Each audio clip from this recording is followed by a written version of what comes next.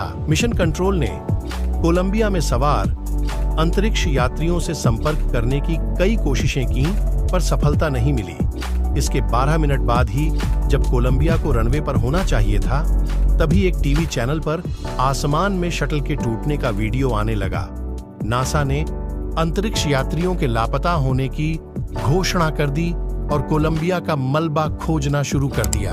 आखिरकार पूर्वी टेक्सास में लगभग 2000 वर्ग मील क्षेत्र में फैले शटल के 84,000 टुकड़े बरामद किए गए। इनका वजन कोलंबिया के कुल वजन का सिर्फ 40% था। इन्हीं टुकड़ाहों में कल्पना और उनके 6 साथी भी थे, जिनकी पहचान डीएनए के जरिए की गई थी। जांच के दौरान बाद में पता चला कि शटल के बाहरी टैंक से फोम का एक बड़ा हिस्सा टूटकर अलग हो गया था और स्पेसशिप का विंग भी इसी के चलते टूट गया था। बाएं विंग में एक छेद हो गया था, जिससे बाहर की गैसें शटल में घुसने लगीं और सेंसर खराब हो गए थे। यह भी दावा किया गया कि इस फोम में समस्या की जानकारी नासा के वैज्ञानिकों को पहले से थी। इसके बावजूद शटल में इसका इस्तेमाल जारी रखा गया। स्पेस जर्नलिस्ट माइकल कैबेज और विलियम हार्वुड ने 2008 में अपनी एक किताब प्रकाशित की, जिसमें बताया गया है कि नासा में कई ऐसे वैज्ञानिक थे जो कोलंबिया के टूटे हुए विंग की तस्वीरें लेना चाहते थे। यह भी कहा जाता है कि नासा का डिफेंस विभाग इसमें अपने ऑर्बिटल स्पाई कैमरा का इस्तेमाल करना चाहता था, पर नासा के बड़े अधिकारियों ने मना कर दिया और बिना किसी जांच के ही लैंडिंग BRH गई थी। कुछ इंजीनियर का यह भी मानना है कि स्पेस शटल में फोम के कारण जो डैमेज हुआ था वह काफी बड़ा था। एक रिपोर्ट में यह भी कहा गया कि कल्पना और उनके 6 साथी अंतरिक्ष यात्रियों के पास बचने या सुधार का कोई समय ही नहीं था, क्योंकि शटल का कंट्रोल खोने और केबिन का प्रेशर बुरी तरह से बिगड़ने में सिर्फ 40 सेकंड लगे थे। वे इसलिए भी समय पर ऐसा नहीं कर सके क्योंकि उन्हें अपने स्पेस सूट पहनने में विलंब हुआ था। स्पेस जर्नलिस्ट माइकल कैबेज और विलियम हार्वुड ने 2008 में अपनी एक किताब प्रकाशित की, जिसमें बताया गया है कि नासा में कई ऐसे वैज्ञानिक थे जो कोलंबिया के टूटे हुए विंग की तस्वीरें लेना चाहते थे।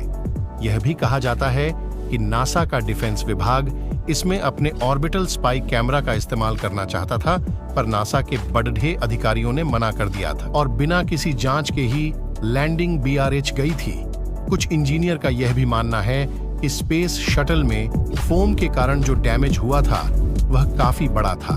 एक रिपोर्ट में यह भी कहा गया कि कल्पना और उनके 6 साथी अंतरिक्ष यात्रियों के पास बचने या सुधार का कोई समय ही नहीं था, क्योंकि शटल का कंट्रोल खोने और केबिन का प्रेशर बुरी तरह से बिगड़ने में सिर्फ 40 सेकंड लगे थे।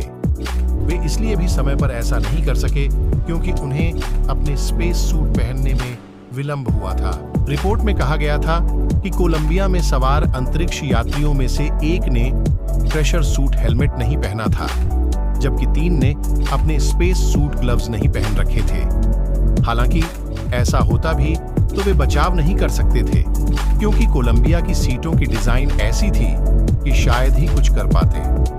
उनके हेलमेट भी सिर के हिसाब से सही नहीं थे, इसके कारण उन्हें सिर में भीषण चोटें आई थीं। मिशन कोलंबिया के प्रोग्राम मैनेजर वेन हेल ने भी साल 2013 में कहा था कि विंग टूटने के बाद ही नासा के वैज्ञानिकों को पता चल गया था कि अब कल्पना के साथ ही 7 अंतरिक्ष यात्रियों की जिंदा वापसी नहीं हो सकती।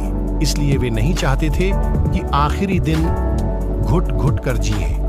ऐसे में उन्हें डैमेज के बारे में जानकारी ही नहीं दी गई थी। वेन हेल का दावा था कि अंतरिक्ष यात्रियों को इस बारे में बता भी दिया जाता तो ज्यादा से ज्यादा वे ऑक्सीजन रहने तक अंतरिक्ष के चक्कर काट सकते थे। ऑक्सीजन खत्म होने पर उनकी जान चली जाती। वैसे वेन हेल के इस बयान को कल्पना के पिता ने खारिज कर दिया था और नासा ने कोई टिप्पणी नहीं की थी।